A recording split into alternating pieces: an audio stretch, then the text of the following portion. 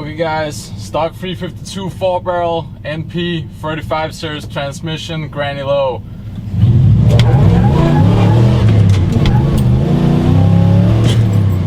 No!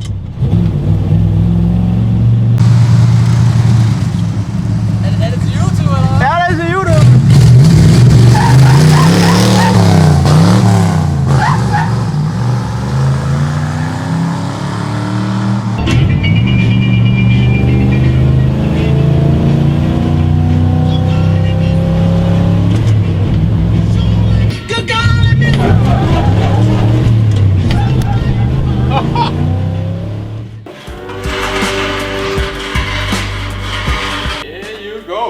Pushing the project car away.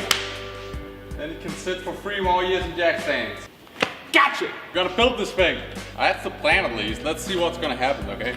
Welcome back to the channel. It's been a while and we're finally back with a car that I know everyone's loved, and including me. And it's kind of sad that it's just sitting here. So we finally gonna put some work into this thing.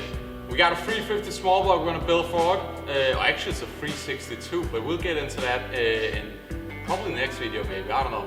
But in today's video, we're gonna focus a little bit on prepping the car itself.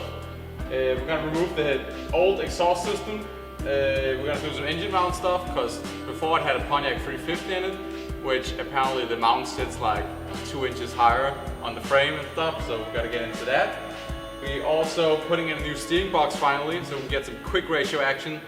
Gonna put in I guess like a 2.5 lock-to-lock, 10-to-1 steering ratio, I think it must be. Same as like a C28/Trans Am, so that's gonna be great.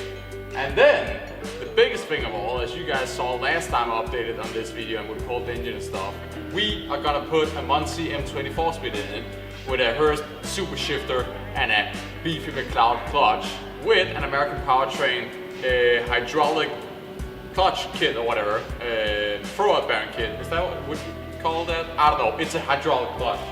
We need some work, okay? Everything is kind of dusty and there's wires and. Yep. A heater. We're gonna put a vintage air unit in this thing. We also got a little bit of rust going on. Yes, sheet metal. Oh yes, everyone's favorite sheet metal work. I hate that. I'm not a sheet metal guy. I never will be. But you gotta do what you gotta do.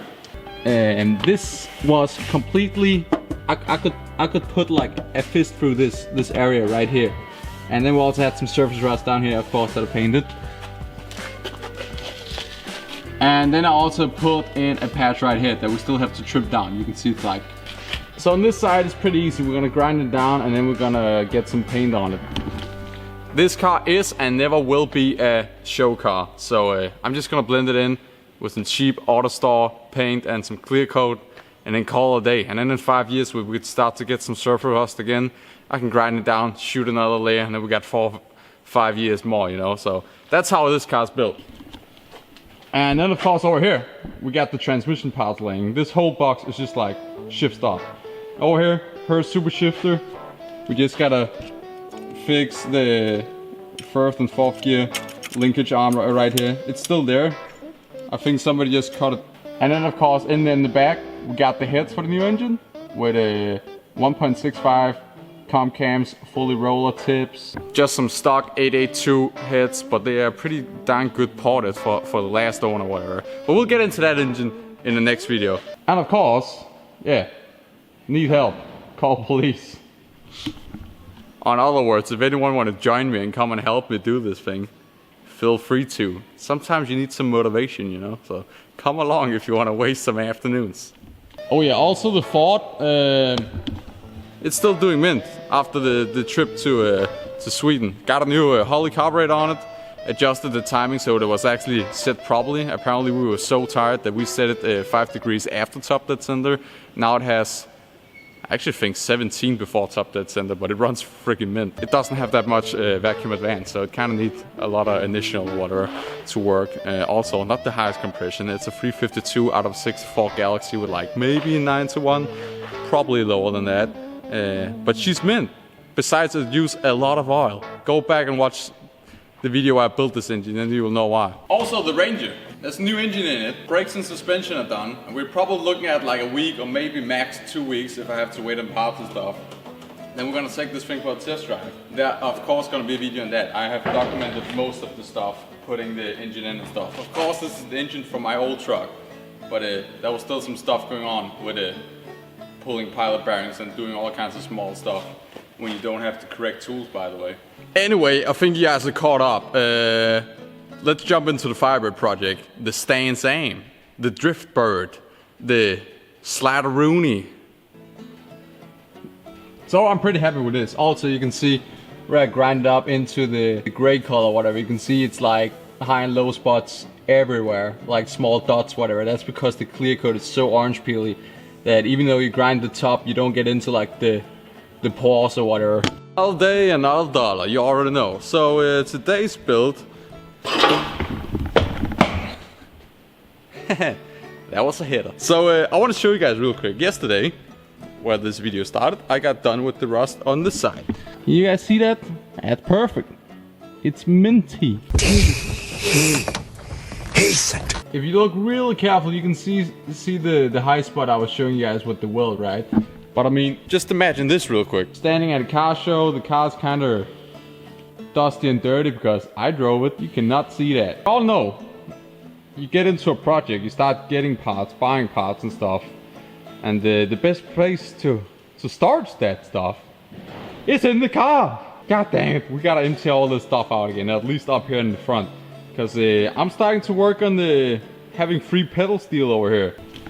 If you guys look very carefully under the brake boost in here, do you see that plate in there?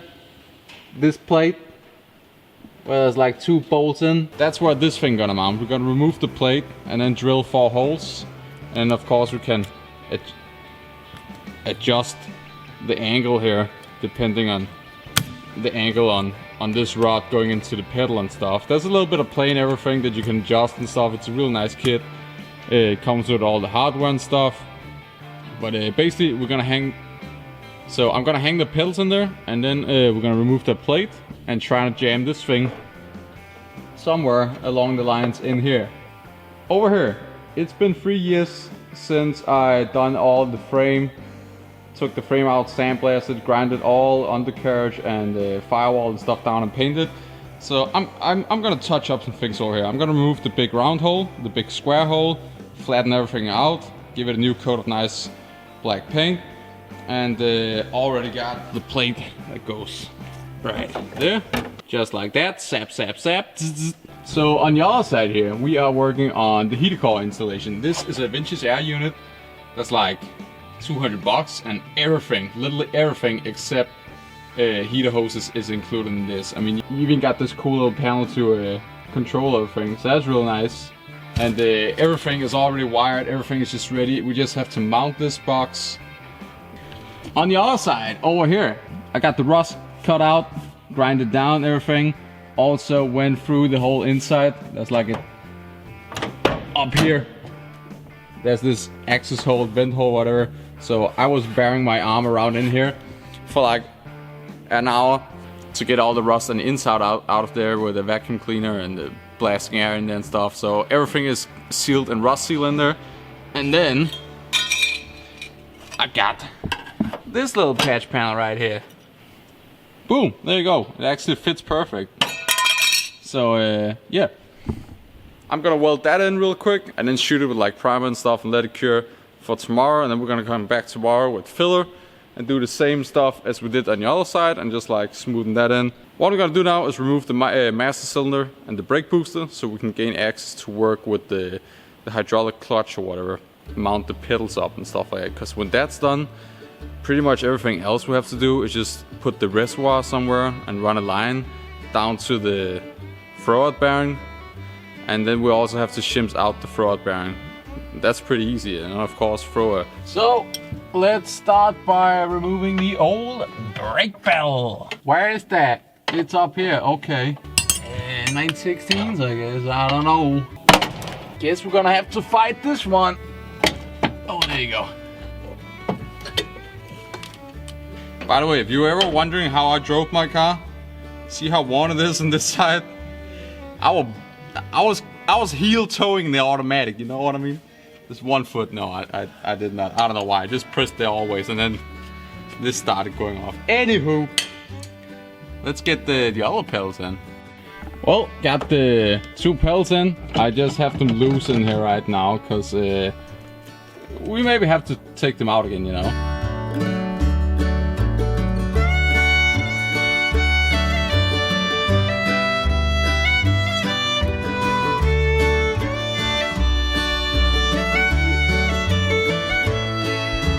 Okay, so when you got your master cylinder off, there's a lot of room, and of course you have this access plate down here for where the factory clutch would be. And pretty much the Wilwood part here, or American Powertrain bracket, goes in. Try and mark up where I'm gonna drill my holes. We're gonna use our black marker and black paint. How great is that? Yee! Don't worry guys, this is just a drill. It's not a real emergency, get it? Sergeant drill, it's a drill. It's not a drill. This is a drill.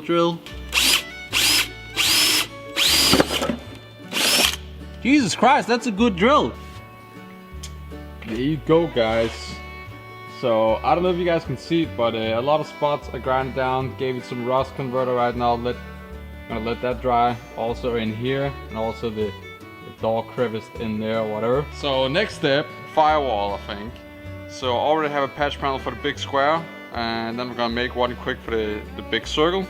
I don't have to worry about anything else. Then probably the exhaust, we're gonna run it out back of the car, because right now it just ends in front of the rear axle. And droning this thing, at least with the Pontiac engine, man, it was intense, okay? We had a lot of bass in there, no need for a stereo. We were just sitting in like, you know what I mean.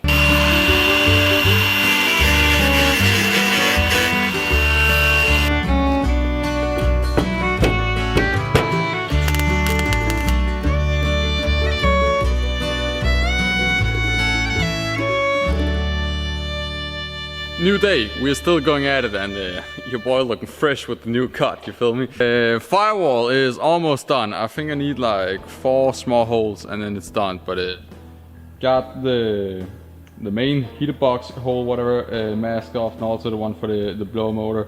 That's done. I think we're gonna seam seal both just because, I don't know, then it's done. And then it might actually gonna get a little bit of a factory look instead. Patch down here.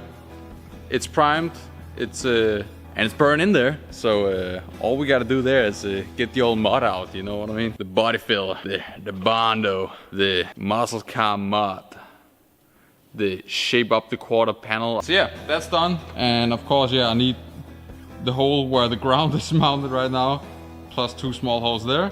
Then there's 3 small holes there, and 2 somewhat larger holes. So there you go guys, a good layer of mud on that little panel there, and then we're gonna come back to it in, I don't know, 20 minutes, a half hour, and grind it down, and then primer, and then paint, and then Barrett Jackson next week. No. So firewall is ready, so I'm gonna brake clean it or whatever real quick, and then we're gonna shoot some primer on it. Then after primer, a little bit of Bondo here and there, and some seam seal and stuff, and yeah.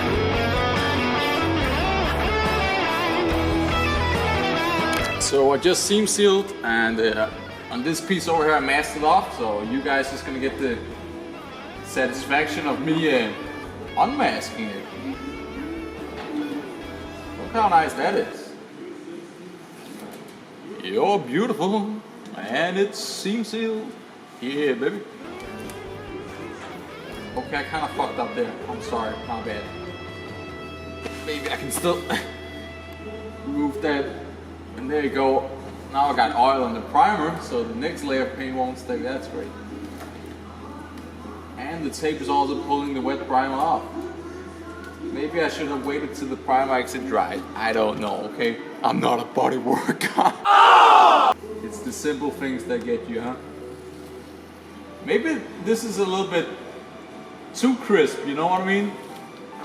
The idea and plan was to get a factory look. Factories don't do this good, okay? They don't mask stuff up.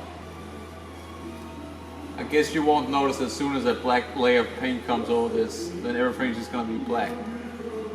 and no one will ever notice how bad I am at restoring cars.